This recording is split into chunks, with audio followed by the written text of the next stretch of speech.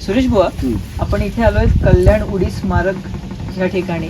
तर तुम्ही या ठिकाणीची काय गोष्ट सांगाल? सज्जनराव रामदास स्वामींच्या चरित्र ग्रंथामध्ये अनेक प्रसंग घडलेले आहेत. एकदा समर्थ रामदास स्वामी हे सद्गुरू आहेत आणि त्यांचे शिष्य कल्याण स्वामी हे त्यांचे शिष्योत्तम आहेत.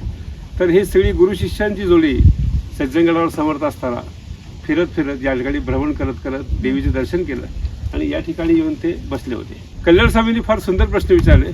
समर्थांचा चेहऱ्यावरचा आनंद बघितला आणि म्हणाले, महाराज आज आपल्या चेहऱ्यावर सगळा आत्मानंद दिसतो आहे. अरे कल्याणा, तुला काय विचारायचा विचार म्हणाले. आज मी पण आनंदी आहे, रामाची कृपा माझ्यावरती आहे. तेव्हा कल्याणाने समर्थांच्या चरणी नतमस्तक झाले, नमस्कार केला आणि कल्याण स्वामी एवढंच म्हणाले, स्वामीजी तुम्ही दासबोधामध्ये सद्गुरूंचं महत्त्व खूप छान सांगितलं 5व्या दशकामध्ये. तर पुन्हा एकदा मला ते ऐकायचं आहे. कल्याणा, अरे सद्गुरुवील जन्म निर्फळ, सद्गुरुवील दुःख सकळ, सद्गुरुवील तळमळ जाणार नाही. दयास वाटे देव पाहावा, तेने सद्गुरू करावा, सत्संग करावा. असं समर्थ शिष्योत्तम कल्याणाला आध्यात्मिक संवादामध्ये या ठिकाणी सांगत होते. आणि अचानक या ठिकाणी एक मोठा वारा आला. त्या वाऱ्याच्या झोतामध्ये समर्थांच्या अंगावर जे छाटी वस्त्र होतं, म्हणजे वस्त्र होतं, भगवं वस्त्र म्हणा, त्या वाऱ्याच्या झुळकाबरोबर एकदम असं उडालं. अंगातून ते वस्त्र बाहेर निघालं आणि ते वस्त्र वारा खाली घेऊन निघाला होता. आणि समर्थांचे एकदम अवाक झाले आणि संवाद साधता साधता समर्थ एकदम म्हणले, अरे कल्याणा छाटी, कल्याणा छाटी. कल्याण स्वामींनी नुसतं छाटी उडाली हे शब्द ऐकलेच नाहीत त्यांनी. छाटी म्हटल्यानंतर कल्याण स्वामींच्या लक्षात आलं की अरे आपल्या सद्गुरूंच्या अंगावरचं वस्त्र आहे, महावस्त्र आहे.